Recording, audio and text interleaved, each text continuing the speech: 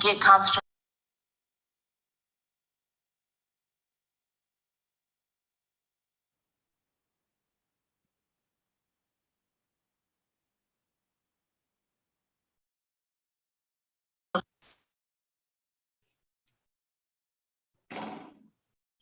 Good afternoon, everyone. Thank you for attending the Reset and Recalibrate Women's Conference. With no further ado, we're going to have some people strolling in here every now and then. We are live streaming this on YouTube, and we have about 50 registered people today, so I'm excited. And as they get in, we're going to have Dawn go ahead and welcome us in. Thank you so much for attending.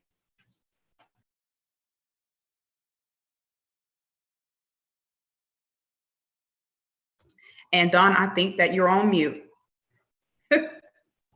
Having some technical difficulties. Thank you, Jada. Good afternoon, ladies. My name is Dawn Brooks. I'm a serial entrepreneur, and I'm so excited for today. We have a great lineup for you. Not only do we have a great lineup, our host, Jada Stone, this is her first annual Reset and Recalibrate Women's Conference. March is such a beautiful month. We're celebrating March Madness. We're celebrating beautiful spring. But most importantly, it's International Women's Month. And this conference is for women, by women, okay? It's time that we start to work collectively, ladies, okay? And so this is the space. This is the time. I'm so glad that you're joining us this afternoon. As I stated earlier, we have a great lineup for you. I hope you stick around until after the panel. We're going to have some breakout sessions. We're going to have some surprises for you. We'll go ahead and get into that a little bit later. But before that, I'm going to go ahead and pass the floor over none other than our host, Jada Stone. Welcome, Jada, ladies. Good morning. Good morning. So I basically wanted to start off by, again, thanking everybody for being here today. This event is a very important event for me because it's an event that marks the start of getting up and just doing what you say you're going to do. And this panel full of amazing women contains so much knowledge that we're going to be able to learn from today and be inspired by. And I'm just so lucky to have all of these women in attendance. It is going to be amazing for sure. I want to start off with just talking a little bit about myself. As Ms. Brooks introduced me, I am Jade Williams, but I also go by Jada Stone. I actually started a modeling agency at the age of 17 years old, where I worked with people like Dillard's and Macy's and things of that nature.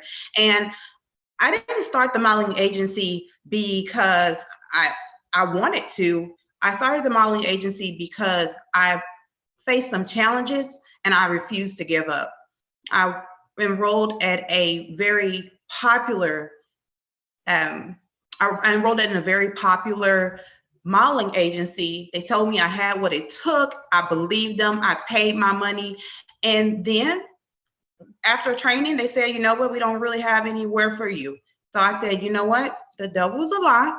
I have somewhere for myself. And so I then started just going around the different companies, asking them, how does this work? How does this work? And they would say, well, ma'am, you need to have a company in order to book with us. And so I said, okay. So I started Jada Stone Agency, booked my first modeling gig. Then others started reaching out to me, and I said, this is a way to help other people. And so I started helping other people through that avenue. Had my first baby, again, another challenge, another adversity that I faced. And within that, I had so many people in the community reaching out to me as we're doing today, joining alliances with other women and saying, no, Jada, you were doing good. You gotta keep going. You gotta keep moving. Let me be your motivation. In fact, let me introduce you to this person. And so from there, I started actually managing music artists. And from there, I started doing production shows, and I've worked with some of the biggest names in the industry. I've had a chance to do Revolt. Actually, this is going to be my 4th year this year with Revolt, and the whole P. Diddy gang and things of that nature. And it's just been amazing the kind of women that I have encountered over the years that have been able to pour so much knowledge into me. And so that is the reason why I decided that this Reset and Recalibrate conference is a much needed thing, not only for the month of March, but in continuance, because we always just need other people, if it's nothing but just to hear their story and how they overcame things, or to probably pick up on a skill or a certain way they did something that could help me in my business, I'm always open and ready to learn. And so with no further ado, I do want to introduce our first guest speaker today at the Reset and Recalibrate conference, Dr. Winsome. And I hope that you ladies enjoy her today and learn a multitude of things. Good afternoon, Dr. Winsome. Good afternoon. Thank you so much, Jada Stone, for this invite. And I'm just so excited to be on the panel with all these wonderful, beautiful queens. Okay, so my name is Dr. Winsome Brooks. I bring you greetings from Houston, Texas. And just a little bit about me, I'll just go into like my academic background and just how I got started into my career and just some of the challenges that I faced and how I accomplished them. But I attended Sam Houston State University in Texas Southern and got my degree in communication. And I know I have some TSU alumni on here. Yes, Paige. Okay, Jada, and I think Don. So I went there, Sam Communication, TSU Communication as well. And then I got my doctorate degree at Abilene Christian University in higher education, organizational leadership. Throughout my collegiate journey, I worked as a communication specialist, worked in the communication realm. I even had the opportunity to work for wonderful companies like, institutions like Texas A&M as a professor, and worked as a communication manager at NASA Johnson Space Center. So that was exciting as well. And then I worked as a communication liaison for Black Smoke Music Worldwide, where I was able to get into the entertainment background dealing with James Fortune, Ernest Few, so everybody that was in the gospel realm in Houston at that time. And so that kind of piqued my interest. And then I was dipped into my partner. I was dipped into this whole business realm that really catapulted me to want to pursue communication and marketing. So one of the questions that Jada Stone gave us was, what's a challenge that we faced in my field would be communication and marketing, and how we overcome it. First of all, the challenge was, as far as the communication and marketing field, was actually generating leads. So just think about it. You have this grand idea and you want to take it to the next level. You want to generate revenue. You want to generate income, but you really just don't know where to start, what to do. You don't have money to do it. Things like that. No money, no consumers. And if you don't have any money and you don't have any consumers, then how can you get where you want to get? So that was my challenge going into that field, trying to take this brand and move the needle and move it to the next level, and then get people to respect me in my career. And so one of the things that I had to do, I had this background when it came to education, but not so much experience. So I had to do a lot of research, and with that research also came delegation. So some of the things, if I felt like it was in my capacity to do, then I took care of it. But if not, then I had no problem outsourcing it to other people that were experts in that field. And so in order to like move me to the next level, and I'll give it to you in 4 steps. The first step was I had to brand and kind of align everything. So from what I did on social media, to what you see on the website, to what you see in face-to-face, I had to brand and align every single thing. Because I felt like, if people don't see your presence online, if they don't see your presence, you're showing credibility through your website and people that you work with, then they won't take you seriously or consider doing business with you. So I had to brand and align everything, and that would help me kind of get me started to overcome the challenges that we're facing as far as generating those particular leads.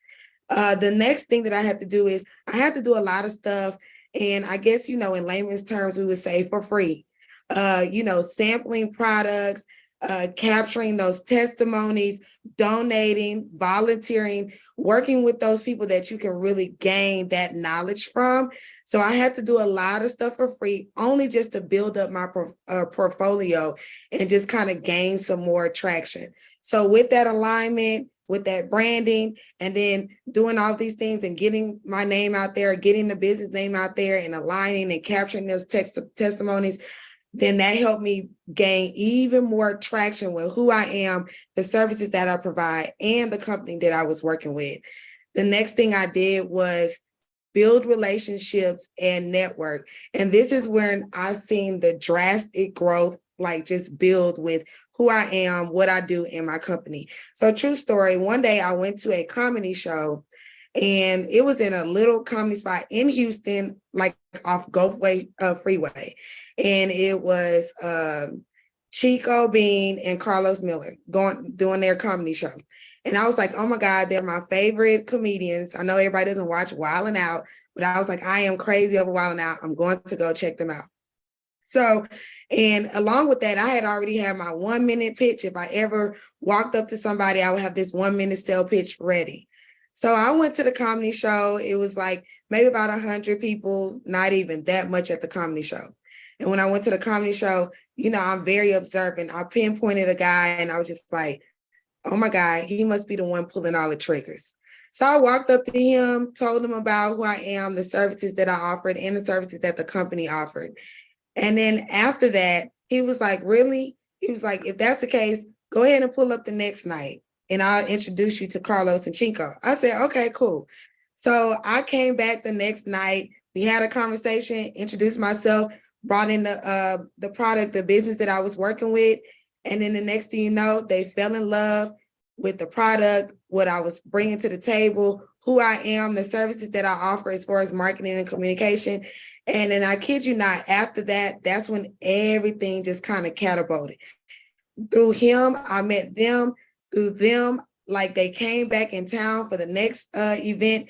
They connected us with Nick Cannon. Then after Nick Cannon, then I got connected with 50 Cent. And it just jump.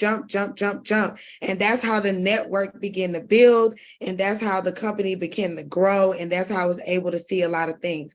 So with that, I was able to then take it to the next level and cross market and do a lot of B2B sales with other businesses. And with that cross market, it led us into media, television. So I've gotten over like $100,000 worth of media coverage. Been on a lot of different channels. I'm hoping one day to work with Paige, a wonderful journalist, but CW9, Great Day Houston, KPRC, Food Network, BNC Go, Black News Channel, Houston Chronicle, and more. So we was able to get a lot of media coverage just by the research, the delegation, writing these press releases, getting all that information out. And that's really what led us. Now, one thing I'm very proud of is that once that settled and I really settled in who I was and the services that I offered, especially what I was doing with the company, then I started to kind of tap into this grant writing realm. And with that, I was able to take the company and the reputation and what it's known to do out there and just my skills and tap into this grant writing realm. With that, over the last 3 years, I've brought in over 6 figures in grants. And so some of them, just to name a few, $25,000 with Discover in 2020, T-Mobile, My Black Biz, we won there. Rap Snacks Mogul, with that, was able to meet Rick Ross. The First Horizon, that was $25,000. And recently, Lenovo grant with Queen Latifah, that was $40,000. So I was able to just take all of these things and tap into that realm and actually compete in competitive grants and bring money in for whatever particular company it is. What I did really, I took my skills. One thing about it, when you're in your line of field, you cannot stop learning. You have to pinpoint and use other people. Like when you're in the workforce, they call it professional development. Yes, you are a lifetime learner. So that's what I did. Even though I had these degrees, I did not let that control, like, oh, I'm better than everybody and I can do this and I don't need any help. No, I networked with the people that had experience like we are doing today. And that really led me to meet these wonderful people that actually kind of directed me down the path that I needed to go. So that's just a little bit about me and the challenges that I faced. Like, I'm very excited for what I'm going to accomplish in the future, just tapping out and being able to help individuals. And I hope you guys just enjoyed my little conversation. Thank you so much, Dr. Winsome. And at this time, we'll take some questions. If you have any questions, you can go ahead and raise your hand for Dr. Winsome, and I could take you off of mute and we can ask her any kind of questions that you have regarding your business or a challenge you might have that, according to her expertise, she could lend some advice to. Okay, doesn't look like anybody has their hand raised, but I had a question in particular. You talked about working for free, and that's a big thing for me in particular, working for free. I know I've been doing this for a long time as far as events and media and entertainment, and I still happen to, still do things for free.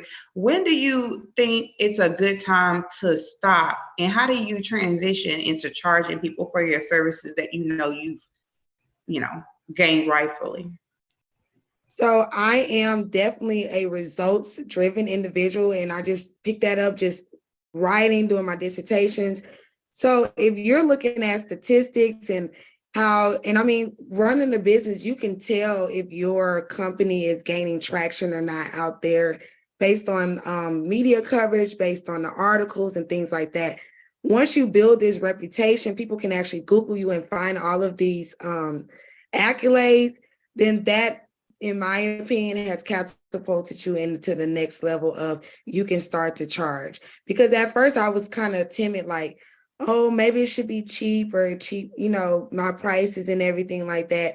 But then once I start to see results produce and take the company to the next level, and then I started to get recognition, I was like, no, I see results, we're going to have to start paying, because I know once I can guarantee you, once I do this for you, you're going to see revenue, you're going to see some changes, you're going to see some increase.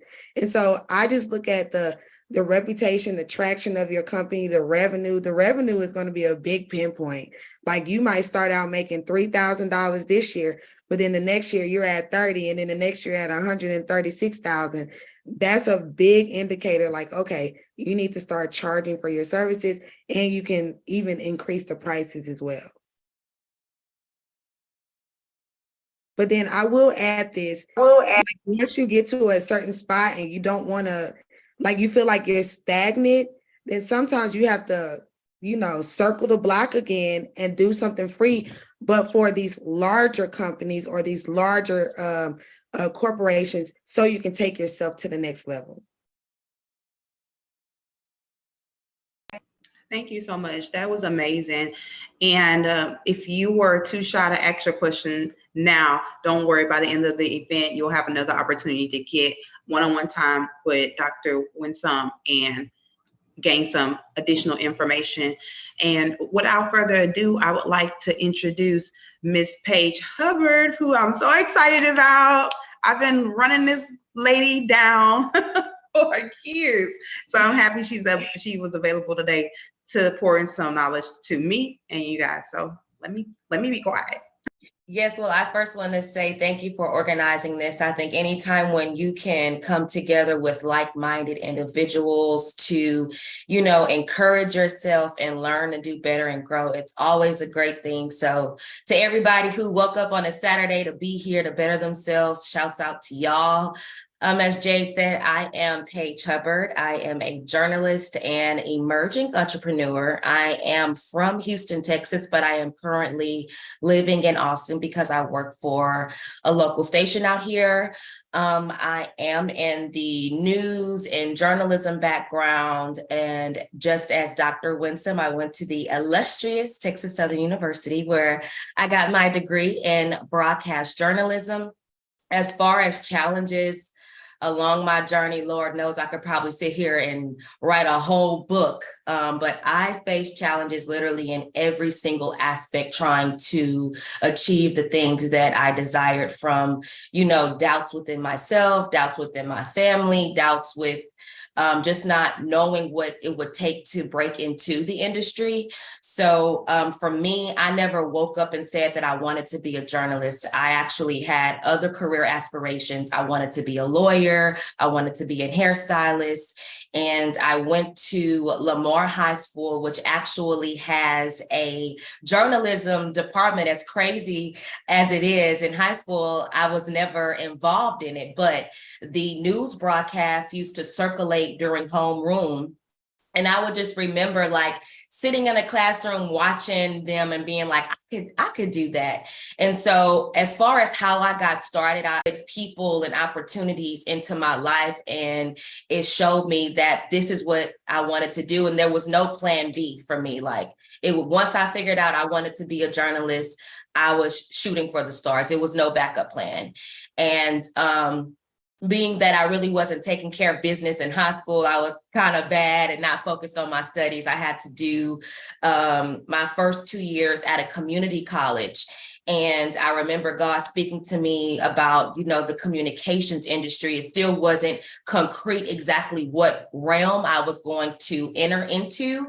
But as I said, as my journey went on, he introduced professors and certain experiences. And once I got to TSU, that's when things really changed for me. Professor Savino Sandifer Walker is a huge reason as to why I'm here today, because she really pushed me and cultivated me. But kind of long story short, throughout my collegiate career, I was very involved. I interned my butt off. I interned literally at every single station in Houston, except for ABC 13. I worked for the school's newspaper. I was in radio, going back to the working for free. I really encourage those, if you can afford to do so financially, I would say don't get so caught up on the fact that, this opportunity doesn't have a dollar amount attached to it, because those free gigs that I took was able to catapult me into paid positions. For prime example, the amazing Kim Gagne, who is a wonderful producer, who was a big part of Great Day Houston, and she got the Steve Harvey Show syndicated to what it is today. She was managing a radio station at St. John's Church downtown, and I was the social media coordinator there. And I was working for free, getting up on the weekends, going to help out, and she was able to see my work and my hunger. And when she was presented an opportunity, somebody came to her and said, "Hey, I'm looking for some interns." My name immediately came up, and I was able to get an internship at KPRC Channel 2, and it was paid. So again, I just say that don't always get so caught on this isn't, paying me money. But beyond that, I interned at KPRC. I interned at Fox 26. I was interning up until 2 weeks before I graduated. And in my mind, I was just like, I know they're going to hire me. They kept extending my internship.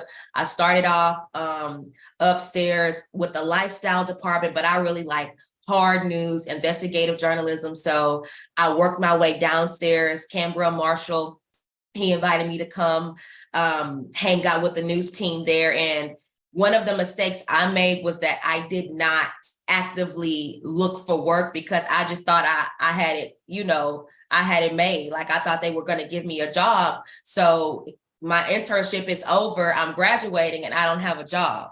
And it was a very hard transition for me, graduating from college and going to post-graduation, because again, I was so active. I was a star student, honor rolls list, dean's list, all of that. And so if I can encourage you, don't ever feel like you got something in the bag, even if you do feel like you have a good rapport with these individuals, always make sure that you're, marketing yourself and creating more opportunities for yourself. But long story short, I keep saying it's a long story, but I had a best friend at the time. My best friend now to this day, Portia, she saw that I was kind of in a rut, like I wasn't really living in my full potential. And she was like, girl, give me your resume. I'm going to send you over to a friend who I know that's in HR.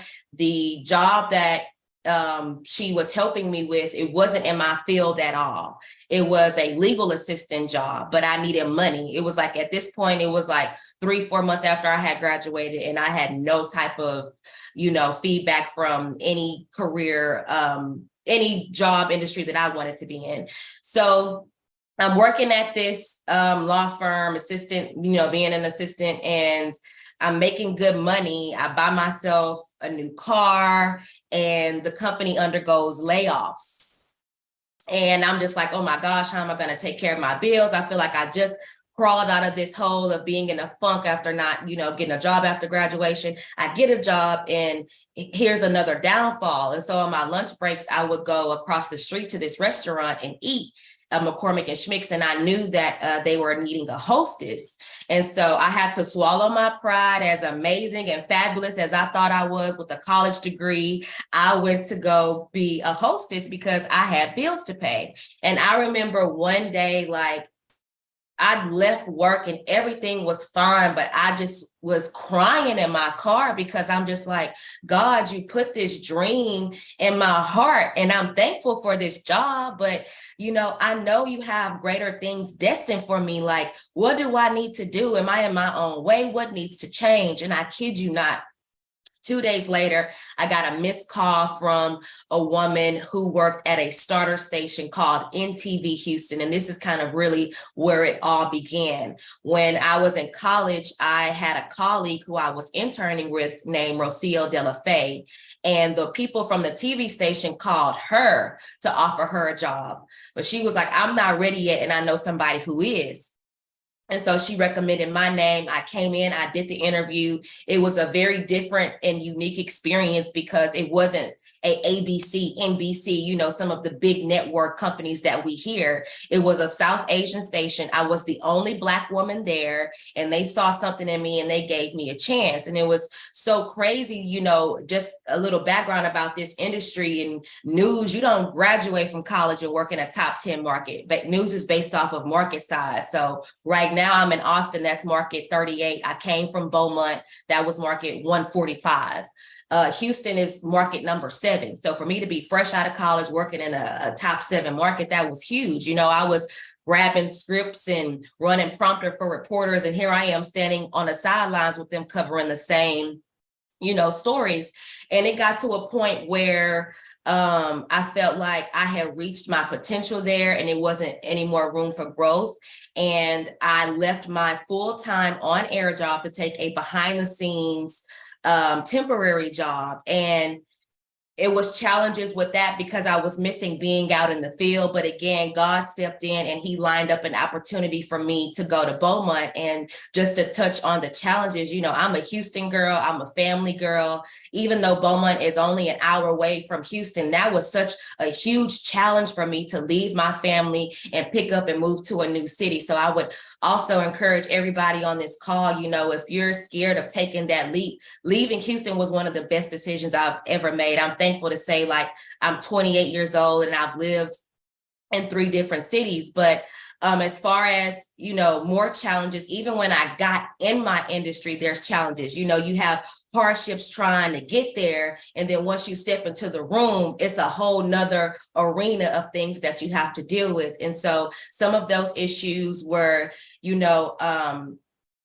not allowing people to feel like they can handle you or talk to you any kind of way because you may be younger or less experienced. I had to overcome doubts within people in my own family telling me like, oh, you think you're going to be on the news? You think you're going to be able to do this and that? And, I'm doing it. So there were many challenges that I had to go through. Even still to this day, it's a struggle, sometimes for me being so far away from my family, but every good and bad dad has created this amazing recipe for me to have the success I have today. So I would just encourage y'all to trust the journey. Don't be so hard on yourself. Try to take advantage of any and every opportunity. Like I said, I did radio, I did TV, I did print, I did everything so I could know what it is I exactly want to do. And also just have fun with the journey. Yes, it's, it's stressful sometimes, and you may not know how you're going to come out on the other end of it. But all of these women here on the call can tell you, like, trust the process, trust the journey, and the good and the bad will all be worth it.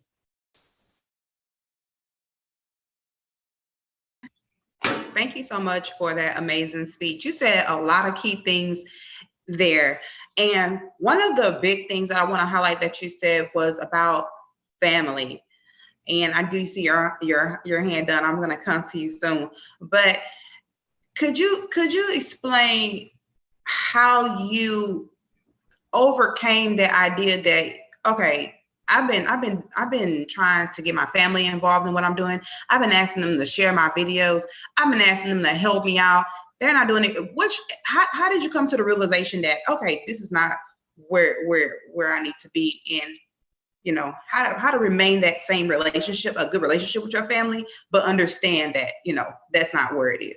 I think honestly, like, some of my success, this may sound bad. And this is not for all of my family members, because if you follow me on Instagram, you see I'm very close with my mother and my sisters. But I think I came to a point where I was just like, this is what God put in my heart. It's not for y'all to understand. And I think they recognized, okay, Paige is going full throttle with this. She's not going to let anybody stop her. Let me get out of her way and be on the sidelines and cheer her along. And it was difficult because, I'm very passionate about what I do, and I was very excited. So when I was meeting, the Isaiah Careys and the Jonathan Martins, when I was just establishing relationships with those people, and I would bring it back and be like, oh, I met so-and-so today, and da-da-da-da. They was taking it as, oh, you're name dropping, you're being pretentious. And I'm just like, no, I can't help the fact that this is my field and my industry, and I come into,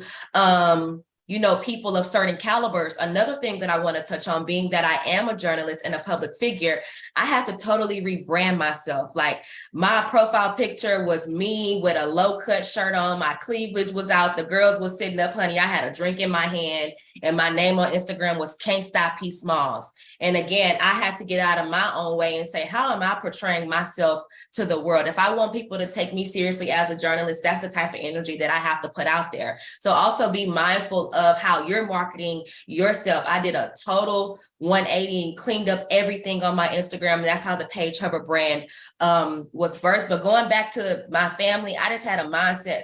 Nobody's going to get in my way. When God put something in my heart, baby, I'm unstoppable. So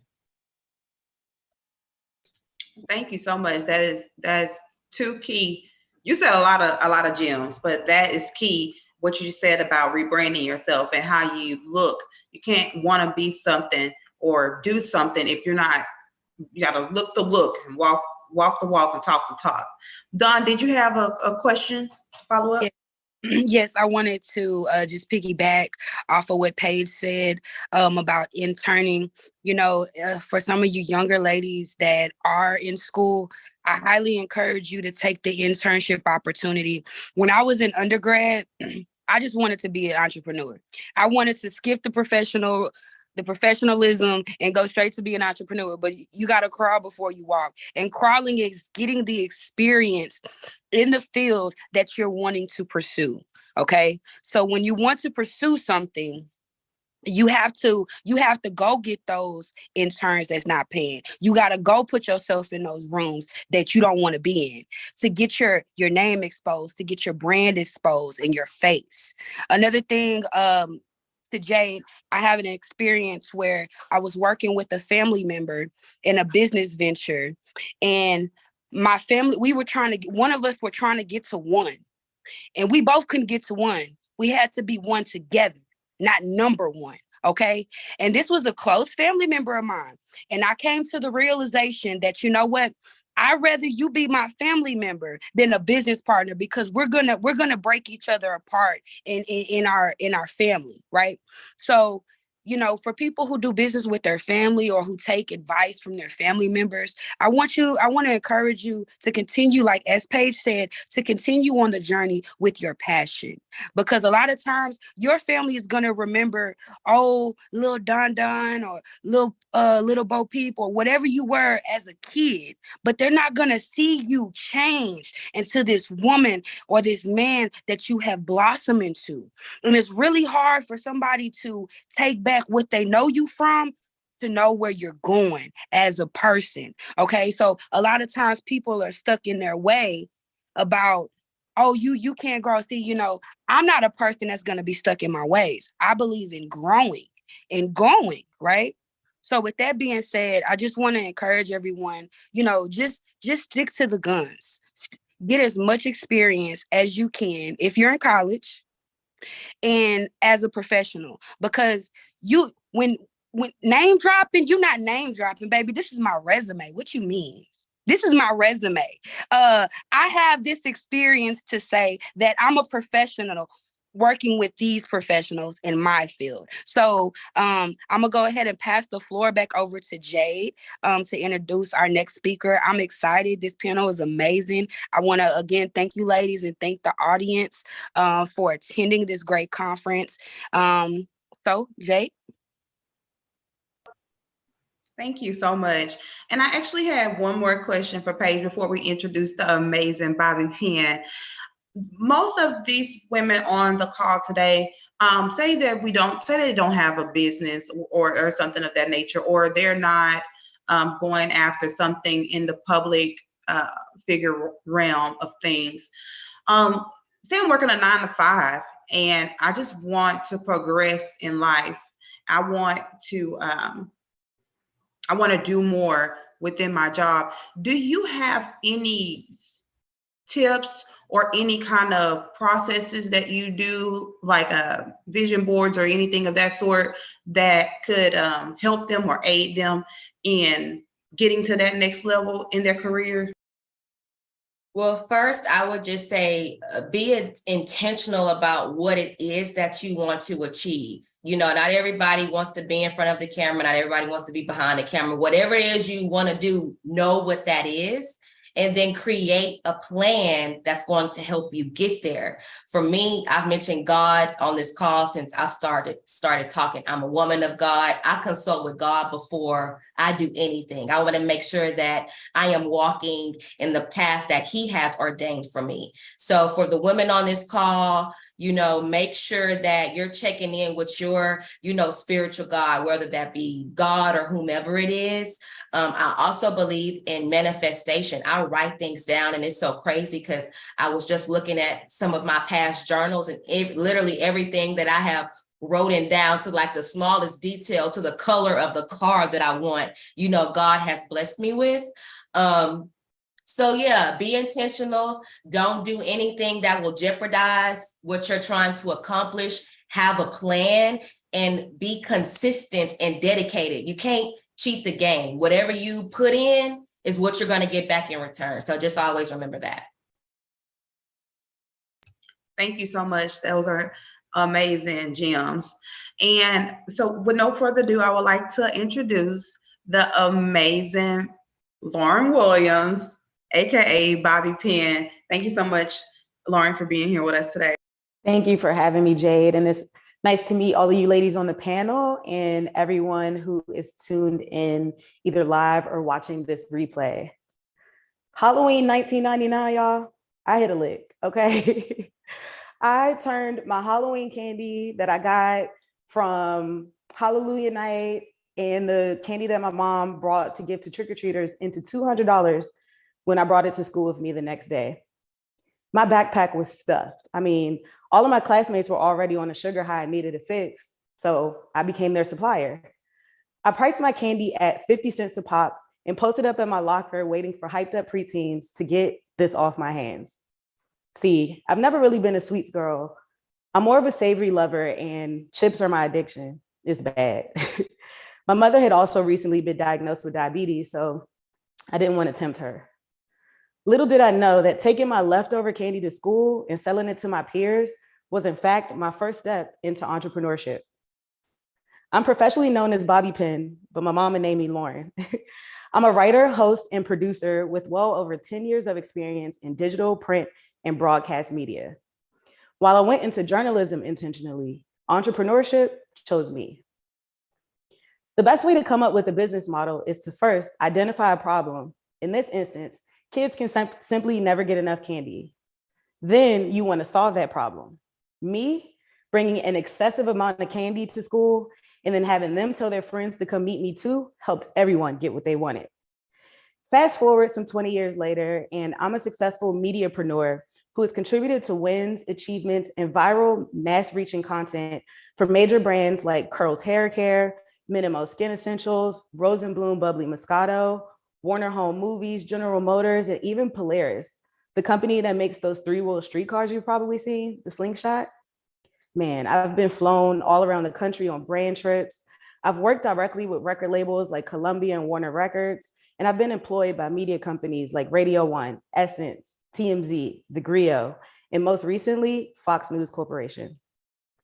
I've helped small businesses during the COVID-19 pandemic go from overlooked to booked on morning news broadcasts, leading blogs, and major magazines, helping them scale from local startups to national necessities. I've built websites, created logos, and crafted incredible brand stories until they earned me well over 6 figures before I even turned 35. And that birthday is in April, by the way.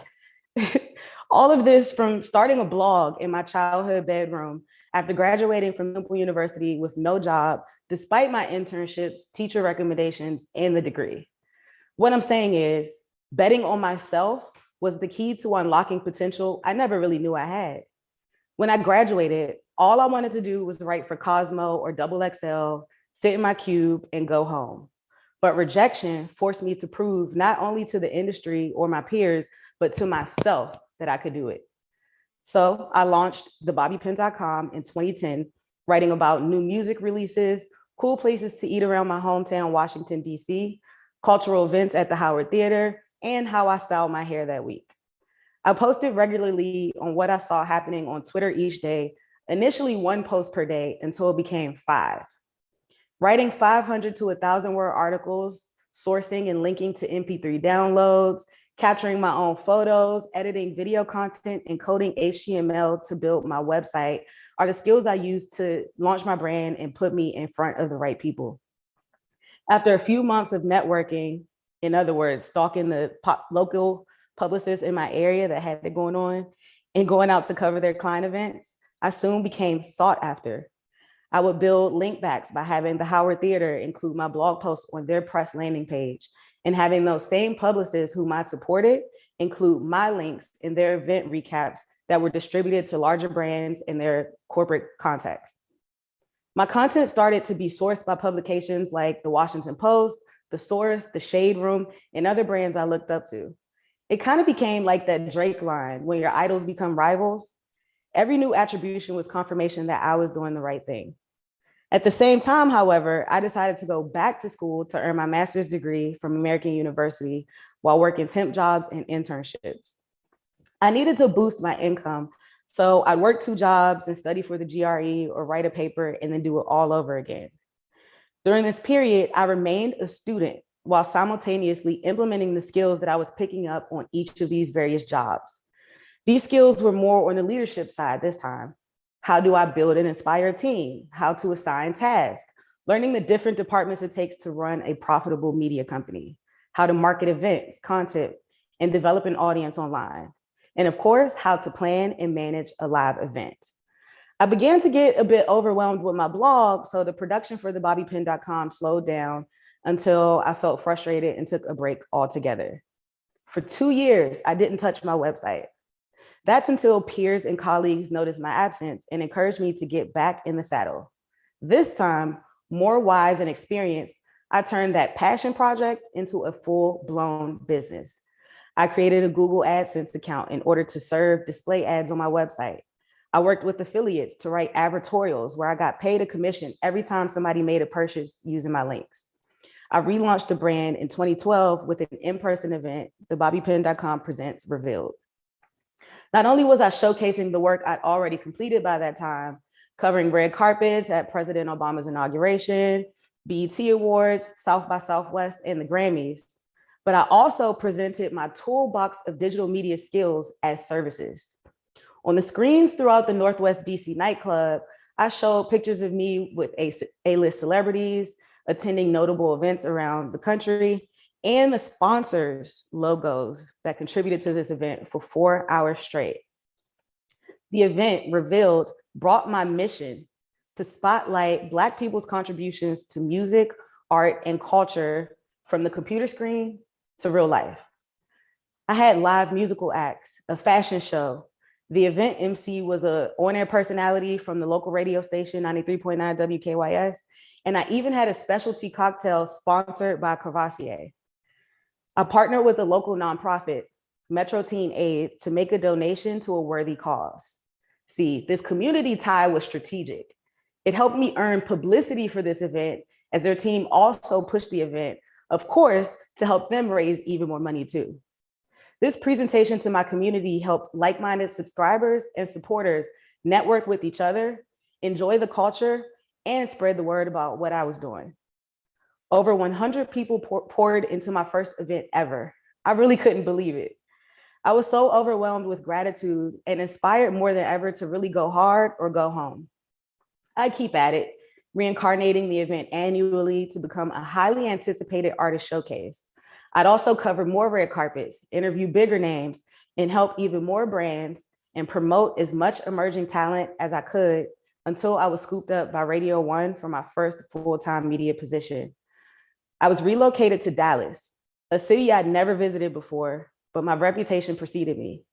I was able to leverage both that title and the relationships I'd already built up until then to keep going and benefit my new family. I remember in my first week, I contributed to an episode of TMZ from my office with our station paraphernalia all in the background. Everybody was so excited about that. In this capacity, I also continued to study.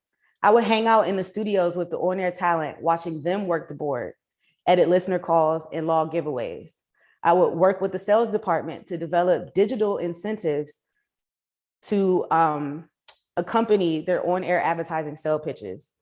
I rode in the station trucks with the promotion team to capture social media content with the community and also get my face out there in my new town too. I'd go on to move markets and translate roles from digital to programming until I made the leap to go into entrepreneurship full-time during the COVID-19 pandemic. Full circle, I found myself wearing all the hats and taking the lead on projects for my clients. Today, regardless of what titles I hold at someone else's company, I will always hustle and secure the bag for myself, and I encourage you to do the same. Never give up on your identity for any job or corporation. Oops, something just popped up. With just a little bit of initiative, tenacity, and a strong support system, you can do anything you set your mind to. Even earn 6 figures, and I'm coming for 7, and build the resume of your dreams. What will be your mediapreneur origin story? I'm happy to help you write it. Thank you all for listening. Thank you so much, Bobby Penn. That is amazing. I mean, I'm hearing and one thing in particular that I'm hearing across everybody's story is that we all stopped somewhere.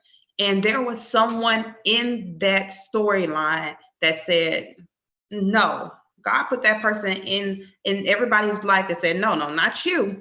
You're gonna keep on going. You're gonna reach your full potential. Could you tell me, even if the person was, allowing you to see your potential and get you back and moving in the right direction, how much of that was also you? How do you take that energy and turn it into what you wanted it to turn it into? Yeah, I mean, it has to start with self-belief. It's amazing and incredible to have people inspire you and encourage you and push you. But at the end of the day, if you don't believe it, then you're only going to go but so far. Now, with that said, though, that doesn't mean that you're not going to be nervous. That doesn't mean that you might not experience a little bit of imposter syndrome or other things that are going to hold you back. But it has to be something within you that is going to push you through those moments where you are nervous, where you don't think you can do it, where maybe there's people around you intimidating you, like the previous young lady mentioned. Sometimes it's going to be spaces, especially in an environment where it's competitive and everybody's trying to live out their dreams and a certain personality types. There are going to be things that are going to discourage you, but you have to keep going. So yeah, I would definitely say me, the God in me, I can't take all the credit for it. The God in me, I'm grateful for that foundation of spirituality and the people around me as I was growing up who would always continue to pour in me so that when I did get older and I had those rough moments, I could go back deep and pull on those resources. That's amazing. Also, I wanted to ask you about how if I'm working a 9 to 5 and I'm barely meeting ends, how am I going to find the money to live my dreams or the time? How am I going to do that without just quitting my job and just being broke and hungry? I would say prioritization is going to play a key here. Not saying that it's easy, but if you want something, you're going to find a way. You're going to find a way. So that could be maybe not getting as much sleep as you want for a period of time. It could be sacrificing getting your hair and nails done for a period of time. It could be letting your ego down and asking for help, finding investors, coming up with an actual business plan and structure so that when you present it to potential investors, they feel confident sharing and pouring into you. And then in today's age, you could be bold enough to just reach out to companies and brands and ask for partnerships and do content marketing and things of that nature. So it's definitely plenty of ways to be creative, but it has to be in you to want to be uncomfortable and make the adjustments necessary to give it a try. And then resources, right? Like asking for help, building a team, outsourcing. Where there's a will, there's always a way. And I'm pretty sure somebody else has a question, but I'm going to ask one more question here. When building a brand, I know that it sometimes can be your baby. How do I trust other people with my baby? I still struggle with that, and I'm sure I'm not the only one. But as best you can, try to vet people up front. So asking the right questions, paying attention to the work that they've already done for themselves or other people. You being clear and intentional about what you need and how you need it. So I'm very big on writing down my systems so that when I do bring on board a virtual assistant or intern or things of that nature, we're not starting from scratch, right? I have the methods already documented and I just need you to follow directions. So I think that's a really good tip, and it still allows you to have a level of control without micromanaging or trying to do everything yourself. And I have a question for everybody on this panel here shortly, but I'm going to start with Miss Bobby Penn since she's on the camera right now. What is something that you wish someone would have told you before you started doing what you were doing? That was a really good question.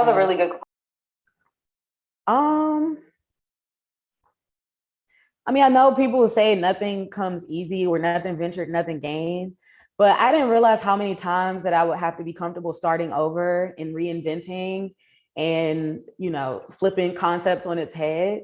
So yeah, just like how many tries, like you have to keep trying. Even when you reach a certain level, you can't stay there. You got to keep going. So that would be something that I would let people know, like never get comfortable, never rest on your laurels, and be comfortable pivoting and being creative and seeing how you can take what you're already good at and use it in another lane or another direction. Okay, awesome. I want to jump to Dawn. Dawn, what's something that what's a piece of knowledge that you have right now for us that you wish somebody would have told you when you started building your businesses and brands? Don't give up. Be consistent.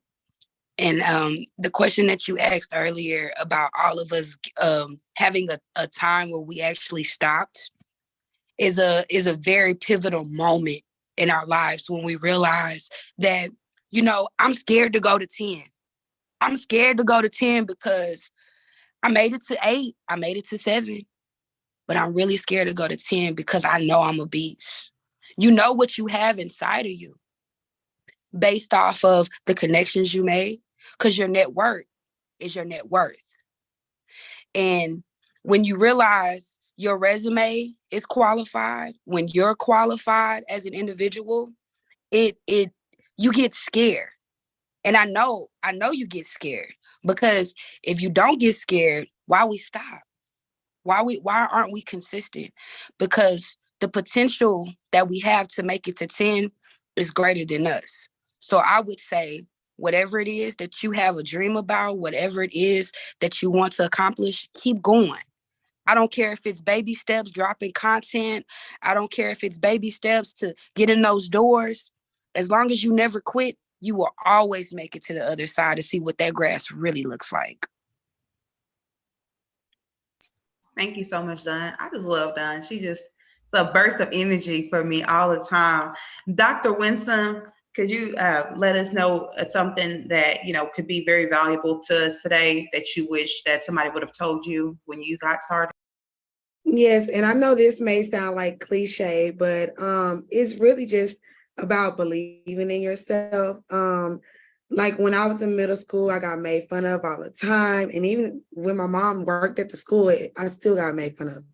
And so I did struggle with a lot of confidence in myself and having low self-esteem. But all that time I had talent. I had the ability to accomplish certain things. And I didn't know it. I was just a sitting duck with all of this talent in me, and I didn't know. And so finally, when I worked on myself and I got into adulthood and my confidence actually grew, then I really started to believe in my talents and really exert them to take me to the next level. And then the other thing I wish somebody would have told me was, there's always a blueprint. Wherever we're trying to get to, like with Bobby Penn, with Paige, whatever market we were working in, somebody has already paved the way before us. And we just have to look at what they're doing, but do it 10 times better. So I just wish that, earlier that I was told, just believe in yourself, look at the blueprint, and you'll be, on your way. I wish somebody would have just stopped me and shook me and told me those things. Thank you so much. And Paige, what's something that you could give us, drop some gems on us? Yeah, for me, I think it would be like being encouraged to be okay with the uncomfortable parts with the journey, being okay with making sacrifices. I mentioned how I started off working in Houston and I was making really good money, but I wasn't fulfilled internally because I made that transition from being on air, which is my dream, to sitting on an assignments desk. And when I got an opportunity to go to Beaumont, I had to take a pay cut, and I was making $15 an hour. And I would have to get off air and go drive Uber or Lyft just to make sure I had enough money to pay my bills. And that was very uncomfortable for me. And I think one of the other ladies mentioned it on the call, is sometimes you got to lay your ego down. Don't get so caught up in who you think you are and what you think you should be doing, and you neglect what needs to be done to really get you to be there. So embrace the sacrifice, do what's needed. And sometimes you may have to bend or stretch a little bit to achieve that goal, but just know it's all going to be worth it. Thank you, Dawn. And I did see your hand.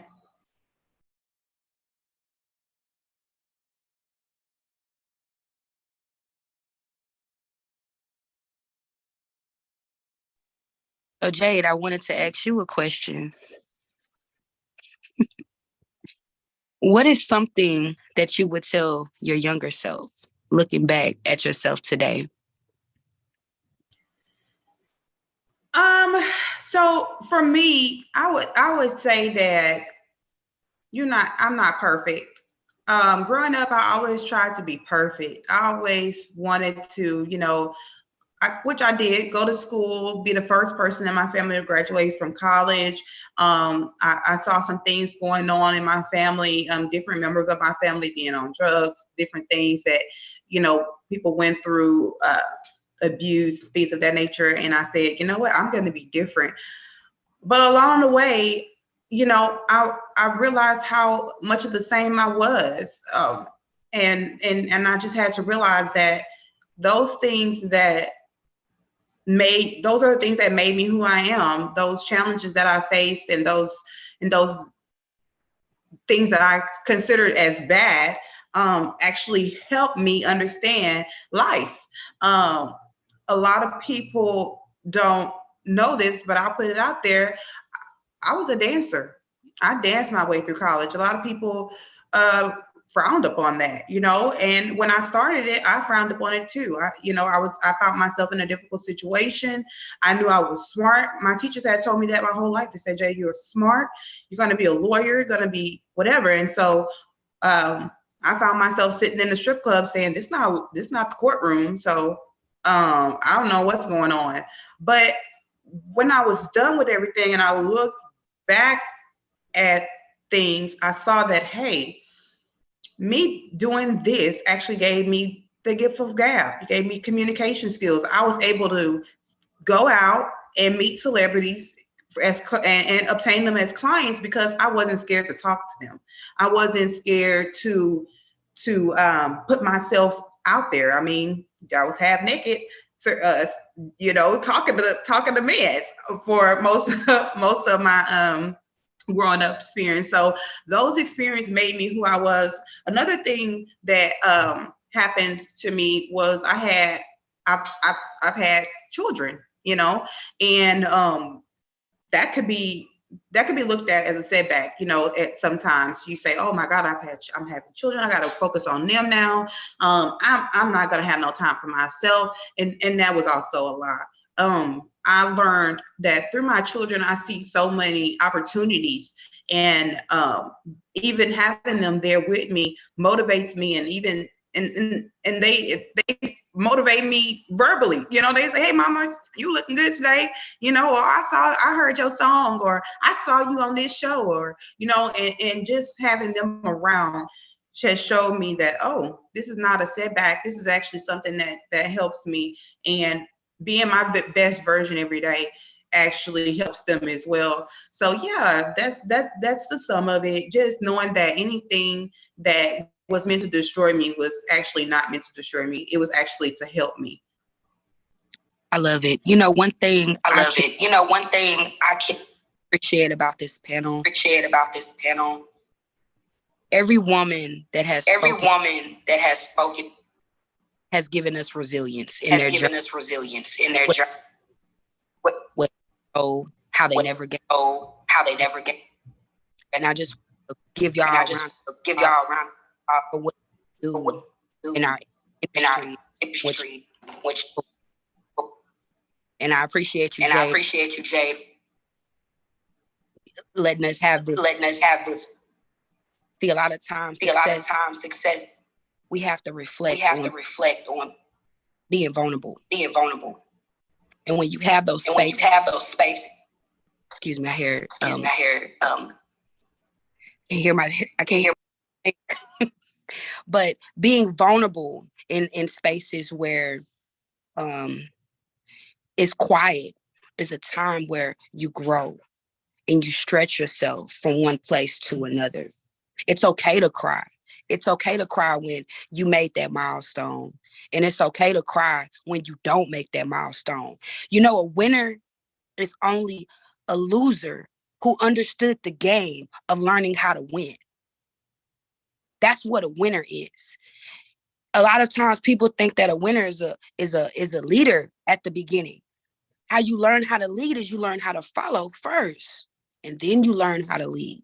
And that's how you get those big landing opportunities. Okay. So you have to play two positions until you get to number one. And with that being said, Jade, I'm gonna go ahead and pass the floor back over to you. We did such an exceptional job today. This event was supposed to be from 1 to 2 as far as the speaking, but I do feel like we have compacted everything into this hour, and it's amazing. So I am going to challenge one of our attendees to come off of mute and just we want to hear what you have going on. So not everybody all at once, but could I get somebody to raise their hand? Thank you, Zenobia. Give me 1 second. I'm going to take you off mute. Can tell us what, sky's the limit. Talk to us. Well, hello, I am Zenobia Seegers. My business is Holistically Healed. The way that I started my business was because I started having so many health issues. It was unbelievable. Some things I would question myself and say, am I making this up in my head or am I really sick? And I went through an awakening period that shifted my consciousness. And it was scary, but the point that I had no choice but to move forward. Fast forwarding, a lot of my views changed, a lot of my morals changed. And even though people saw the results, the weight loss, my appearance, my everything, my finances, my mental state changed, it still became hard to move forward with my business because so many people saw me who I used to be. I did take in the tip that you guys shared about not worrying about who people used to know you as. But my issue is I'm very introverted. I'll help anyone. I'm always on the encouraging tip, but my blockage is how to get out of that and move forward. Okay, so I did. We have heard you. Did I have any speakers that wanted to go ahead and take that question? How do we move forward? And I think I see Dawn. Yes. Miss Zenobia, am I saying your name correctly? Yes. Okay, so I have a client that has a very comparable story to yours, and he wants to be in the back. And I said, well, who's gonna say your brand better than you? So I would take it back to believing that it's your company starts with you. And it's okay that you can be an integrator, but to be a visionary at the same time, where the face of your company is the only way until you get someone to either financially fill that position or who is your partner who can actually be that person, be the visionary. So you can build that thing, but you need somebody to drive it as well. And the person that's the visionary is the driver of the company, right? So I want to simply tell you, in this journey of developing yourself as an entrepreneur to get yourself more exposed, is simply get out of your own way. Get out of your head. Nobody, when you walk into a room with confidence, let me tell you who's going to smell it. The room. Everybody. And I know some days you don't have that confidence. That's okay. I've been there. I do that. That's not a problem. But on days that you got to show up for your brand, you got to throw that girl out the window that's not giving you that girl and put that girl on, put that face on, put that outfit on. How you doing? My name is such and such. This is my business. This is my brand. This is what I do. What's your name? Oh, really? Let's connect and just have that, and like I say, I know some days it's hard to be that girl, but that girl that's not that girl, you got to throw her out sometimes so you're able to kind of move in that direction. And I've been there before, so I'm speaking from experience. And if I could just piggyback off of Dawn, I would say do it when you don't feel like doing it. You got to find that motivation. And as she said, it is hard sometimes to get yourself out of that rut, but you have to know if you continue to stay in this space, nothing is going to change. You're going to remain stagnant. You're not going to achieve the things that you want to accomplish. So you have to be motivated, and you have to be driven, and you got to do it on those days that, you don't have it in you, but you just got to push through. And I know it's easier said than done, but that's my advice to you. And then I guess add that, Zenobia, you can find comfort in your story. I mean, there's millions of Americans that deal with health issues. So knowing that you're able to find comfort in your story, that will actually pull you out of being an introvert on sharing what it is and promoting your product. Because I mean, a lot of people can identify with your story, and if you're out there and you're sharing it, then that will encourage them to want to buy your product. So just find comfort in your story. And I could just attest to that personally, because how the company that I previously managed, how it was built. It was built off a story that people could identify with. And that's what kind of drove us and catapulted us into the next arena. Thank you, ladies. I really, really appreciate that. I have all my notes, and you guys are going to see me out there soon. Thank you so much, Zenobia. And just to encourage you a little bit more, and honor your bravery to, talk on this panel, share your story with this panel. I am going to reach out to you later on and see if there is anything I can do regarding your business plan that we can look at and see how we can get that business plan going in a direction, because business plans are everything. It's what helps you obtain financing. It's what helps other people understand your goals and your visions, and it's what you present to your shareholders and things of that nature. So me personally, I want to work with you on that, because I definitely want you to be successful. Thank you. I appreciate that. That's exactly what I've been praying for. We're excited. We're excited for you. Remember, as Dr. Wisdom said, that's your testimony. Whatever you have to do, that we all have a testimony we came from and where we are today. So whatever you've been through, that's your testimony. And I guarantee you there will be somebody that will listen and can relate to where you came from and where you're going. And I just want to congratulate you in advance, sister. Thank you. I do have a question actually for the other two panelists. If Bobby Penn is still on the call, she said something that stuck out to me, where she said she's a mediapreneur. And when I introduced myself, I said I'm an emerging entrepreneur. Journalism is my passion, but I consider myself a journalpreneur. And my question for Dr. Winsome and Miss Bobby is, what is y'all advice to me as someone who has a concrete career and wants to emerge into the entrepreneurship route? I have my DBA, I have my logo. I'm in the process of getting my website created. I want to launch an online clothing business and name it after my grandma to honor her. So it's going to be called House of Roger Jean. So what's y'all advice for me to step into that entrepreneurship role? First of all, for me, I'll go ahead. No, Bobby Penn, go ahead. No, I was just going to say congratulations first. That's exciting. Thank you. Launching a new business is just like having a baby. So congratulations there.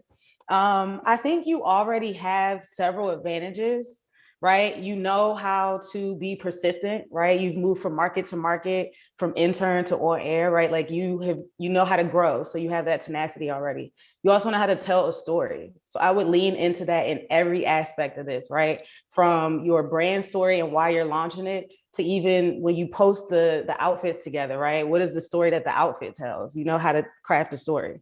And then I would also say, like, market, right? And you got it. You already have the skills. So just dig deep, pull apart what it takes to do what you already do every day and apply it to this new venture, and you're going to soar. Thank you. And I was just about to say, Paige, you're already on the right track. Like I talked about when I spoke, just alignment and just the branding. And when she says marketing, I don't know if you could do this, but like when you're on air, you know, when it's time to wear your outfits, girl, put them on. But definitely, because I'm all about too, when you build your business, I help build our business off of free money, not out of my pocket, out of somebody else's pocket. And those opportunities are really out there. So like, I just want to say, if you want to connect, you know, in the future with that, we could put something together so we can get you some grant money so you can go out there and build your website. Like all of that stuff, let me know, girl. I'm on board to help another queen out. But yeah, you're already like on the right track, and just, you know, the Isaiah carries and all that other stuff. Like, yeah, just cross marketing and networking. You're definitely on the right track. So you're good with that. I will definitely take you up on that offer, honey, because I'm funding this out of my own pocket. So I need yes, it's good. It's good. Because I would say the company that I previously worked for, and just to put that out there, it was the like legal proceedings. So I handed over the company to the partner, which was a 6-figure company, and I walked away because I was like, I can do this over again. But with that, the store, the everything, food truck, all of that free, off of grant money. So like, you know, if you guys ever need me for any type of resource, I'm calling you too. Please, please let me know so we can figure out how to tell the story so they can drop that money in your pocket for free. For sure. Yes, I love it. Thank you. Thank you so much, ladies. This is amazing. And that goes to show you that even when you get there, you still need to keep going. You still have, I think they say the average millionaire have about 3 or 4 different side hustles. And that was one piece of bad advice that I kept getting from people. They said, Jada, you singing, you in movies, you doing modeling, you doing this, you doing that, you doing that. Why are you doing so much? You need to focus on one thing. Don't let nobody tell you that. Don't let nobody tell you to focus on one thing. If you feel that you have the capacity to do multiple things, then do your multiple things. And also, just to piggyback off of Dr. Winslow, cross-branding, cross-promoting. Don't be afraid to help other people, because as you even see from this event, when you help other people, you get blessed, and you don't know how fast that turnaround is. God works real fast. He works fast. He'll be planning something and you don't even know it. So definitely keep moving forward, and do not ever settle. Always look for more things to do, even after you've conquered that one thing. And I want to pick on, but I'm not picking on you guys. I wanted to ask one more attendee. Please come off mute, raise your hand before I pick you, and just share what brought you here today and what you're working on. We definitely want to see if we can help you in any kind of way, because that's the purpose of this event.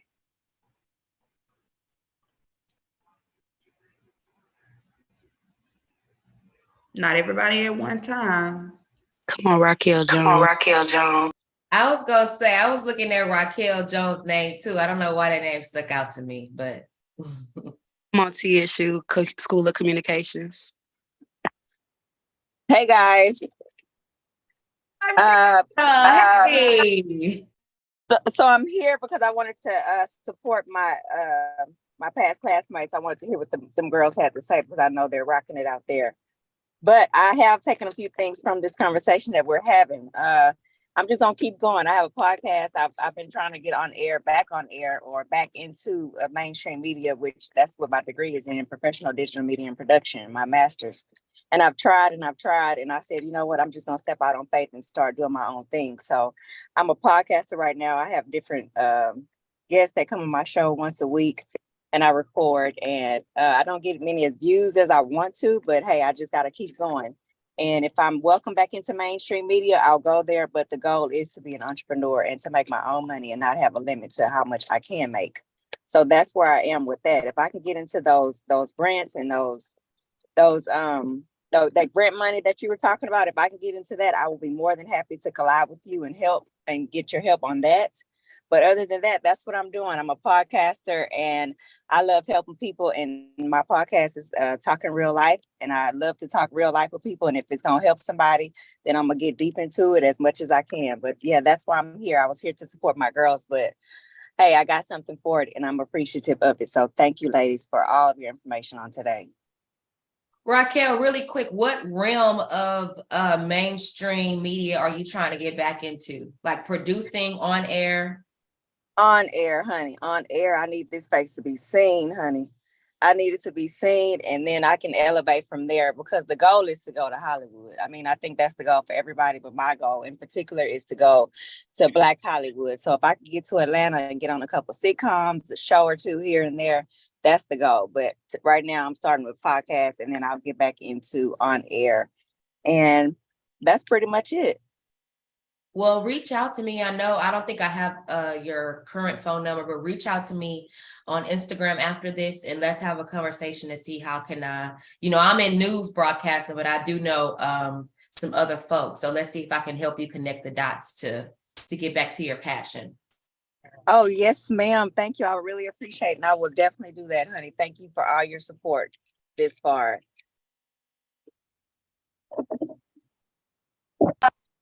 Did anybody else have any kind of encouraging words for?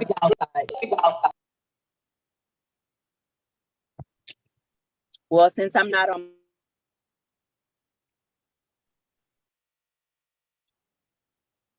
I was gonna also advise her, if you want to be an actress, start doing skits.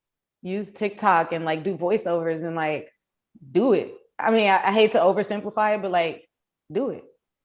Yes, ma'am. It's scary. It's definitely scary. That's why I started with the podcast, because it is definitely scary. But I've learned to get comfortable, and I'm comfortable on camera now. I'm comfortable with talking. I'm comfortable with meeting new people. So I'm going to do it. I'm just going to step out there. So when y'all see me in a skit or two, or I'm making myself look crazy, that's what I'm doing. I'm just doing it, honey. Yes, that's what we want. That's what we want. I'll repost you. Like, Yeah, just do it. I was going to piggyback on what Bobby said. Issa Rae, and then the star of Addicts Middle School, they just did it, and then they got picked up years later. So that's the blueprint I'm talking about. People paved the way for the others to succeed as well. Yes, ma'am. Thank you for that. Ma'am. And I wanted to drop a quick gem here. So I want to go back to my modeling agency days, which when I was doing those things, a lot of the big companies, when they showed up at events with me and my models, they were like, "Where Jada Stone at?" And I was like, "It's me. I'm here." What made me look that professional is because I went out and got the help that I needed. And I didn't have the money to do so. So what I did was look in my own backyard. I started going, they can't put you out, to the Art Institute. I went up there, sat around, had lunch up there. The students, they would be walking around. I would start a conversation. "Oh, what do you do for a living? Oh, you're a photographer? Okay, yeah, I got a modeling agency. Do you have some projects coming up that you need help for with class? I can help you. You can help me, and then we can barter like that." Also, just anything, whatever you need, think outside of the box. Where can I go to get those services and products? It's a school for everything. So I would challenge everybody to start looking for those younger talents that are hungry. And that's where you're gonna find the energy and the products needed to fulfill your goal. Whatever you're doing, there's some student out there looking for you.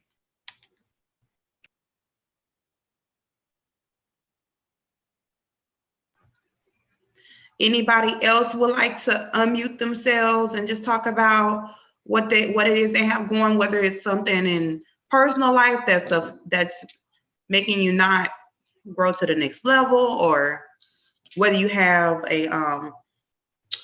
vision board that you're working on and you don't really know how to visualize that thing, or what is it, anything? Jasmine, I see you on here. I'm going to unmute you and just tell us about yourself. Can you guys hear me? We can hear you. OMG, Miss Jada, throw me in. Okay. Well, I'm Jasmine. I met Jada at a company that we worked at together, and she recently helped me get on to a new company, and I definitely appreciate that. What can I say? I've always wanted to be an entrepreneur. My problem that I have is I'm a huge procrastinator.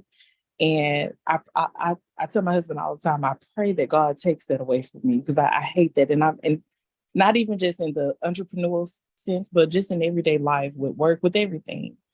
So that's one of my biggest problems, I would say. And I always, and I what's the word I'm looking for? I don't necessarily have focus, because I tend to jump from thing to thing to thing, instead of just honing on to one thing that I want to do and want to move on with. So I'm working on it. Hopefully it gets better. And then once I get that together, hopefully I can do what I want to do as far as being an entrepreneur. So I don't have much to say, but that's just something that I'm going through. Thank you, Jasmine, for sharing. And so I'll start this off, and then I'll challenge all the other panelists to address it. For me, I think that with procrastination, just starting off small can help you out in a big way. There's this app that I use. I used to be a little skinny thing, and so I wanted to start losing weight. And one thing with the losing weight, it was all about my mindset, how I was thinking in the morning and at night, and what kind of things I was doing constantly every day to make sure that I ate the right things or did this or did that. And so the first step that I took was I took a glass of water, and I said, you know what, this glass of water, I'm going to put it on my bedstand, and I'm going to drink this water every morning, which water helps you, model your weight. So I'm going to drink this water every morning, and I'm going to see if I can continue to do that. And once I get that down pat, then I'm going to move to something different. And so I think that just doing things in steps rather than trying to just jump out there and do it all at once is better. So basically, if you wanted to do anything, start a new business, I would think that, just putting on your calendar every day to, okay, look, let me look and see other businesses that are doing what I'm doing. Maybe start off like that. And then once you get in the mode of doing that 7 days or 14 days, then it drives you to do something different and not procrastinate, as well as coming to things like this, coming to events like this where people have like minds and not that, that crab in the bucket syndrome. When we hang around other people that's not doing something with themselves, we're not motivated to do anything, and that brings on procrastination. But when we get around people that's doing things, that's on TV, that's having their business, that's going places, doing things, then we say, okay, you know what? I see Bobby Penn over there doing something, so I'm gonna watch her Instagram every day and watch her Facebook every day, and I want to be like her. So I'm gonna try to do one or two things that Bobby is doing, and that brings me on to my last thing. Don't be scared to have a role model. Don't be scared to ask for help. Don't a lot of the times this is an old stigma, because I know in 2023 we're not doing this no more. But women used to not want to help each other, or women used to not want to show their vulnerability to each other. We wanted to be like, oh, we better than the next person. I'm not saying that this is something that you have ever done, but I know for me in particular, I had to let down my guard and say, you know what, I'm going to show my vulnerability to other people. I'm going to show them that I don't have it all. Even though if you think I have it all, I don't have it all. There's still things I need help with. And so with that, it helped me, further myself into my goals. Bobby, since I'm talking about you a lot, you have anything for her as far as procrastination goes? I'm quiet because I also am the queen of procrastination. So thank you. I was like, I'm not qualified to help. I mean, for sure, have grace with yourself always, right? Like nobody's perfect and everybody has a struggle that just happens to be yours. And try to, as best you can, put structures and systems in place to stay on task. But if you slip back, like don't beat yourself up because I do it. My boyfriend actually just bought me a book. It's called Do It Today, because he's like, girl, you be procrastinating. We gotta get you together. And it has really been helpful to motivate me. So maybe I can share that book with you after the call, or if you want to connect with me over social. But it has been a help, and it does give, certain tips and things of that nature. But again, don't feel alone. A lot of people on this call, whether you're a panelist or trying to get it going, you're accomplished in your own way. Everybody procrastinates, but just don't let it get in the way of what you're trying to accomplish. And just to piggyback off of the other panelists, I have a book too. I don't know if y'all can see this. Can y'all see this? No. Okay, well, it's called Progress Over Perfection Workbook by Emma Norris. This book right here is a goal-setting book to kind of help you get your thoughts out your head and put them on paper. So you'll read through the book, and then like the next assignment is to actually do a workbook of your goals. The first part of the book is like name 5 people that you love and list 5 reasons why you love them. And then you go on to just identify those people, but then to identify more things about yourself. Progress over perfection. And when I tell you that book is something that every woman needs, it's for women by women, just like this conference. So I highly encourage that you ladies look into getting that workbook. It definitely will help you. Also, one thing, Jasmine, that I want to suggest is anything that you really, really, really want to get into, I highly suggest that you do the research on it. Do the research. Find a mentor in the industry that's going to help guide you to those places that you desire to go. I know working a 9 to 5 isn't ideal for a lot of people, but creating an exit strategy, once you do your research and you start to implement what you really are interested in doing, you want to think about an exit strategy. Hey, is this side hustle making enough money for me to transition into my own business? And as soon as that business starts making you enough money to where you're able to sustain your bills alone, you can go greater from that accomplishment once you get into something that you're looking to transition into. And then I guess I can add, as far as procrastinating, I just do the old school to-do list and prioritize. But then also I do limit the projects that I take on. And then I also address, well, why am I procrastinating? Is it because I don't like the task that I have to do? Or is it because it's boring or it's too tedious?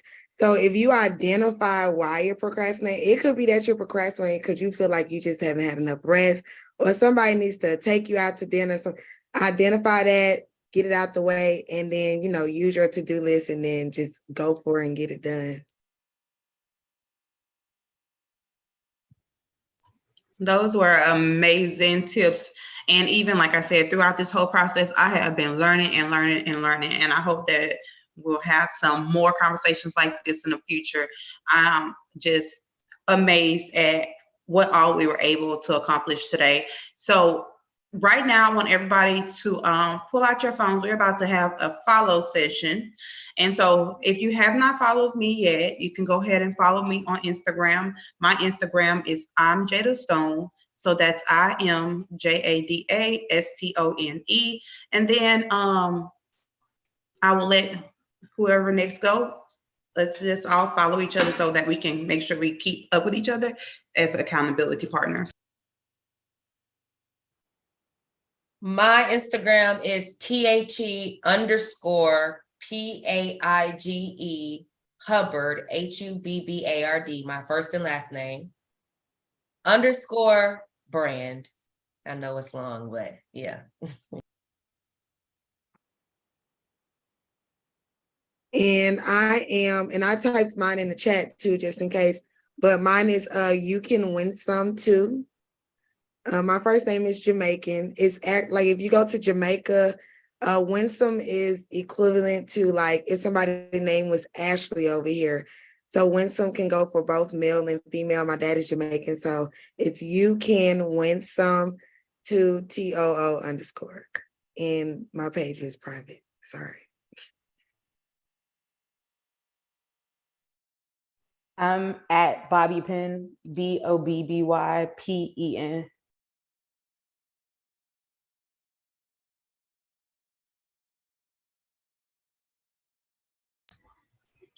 Thank you guys for sharing that information.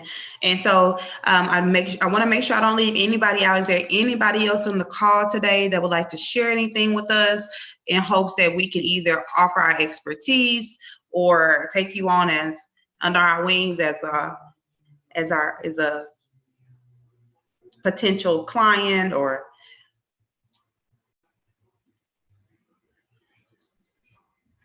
okay, well, you have everybody's information here today. Feel free to reach out to them on Instagram or whatever you would like to. I would definitely like to get feedback on this event. I would like to do more events like this. So after this event, you will receive a feedback survey, and please fill that feedback survey out. It's definitely helpful for me and the panelists to understand what you guys heard today and what was important, and how we can help in the future. And so Zenobia, also fill that out. Make sure you drop your information there so that we can get your business plan working, so we can get you over to Dr. Winsome, so we can get you some grants and investments and tag team for you. Will do. No problem. So everybody, thank you so much again for attending the Reset and Recalibrate conference. It has been amazing to have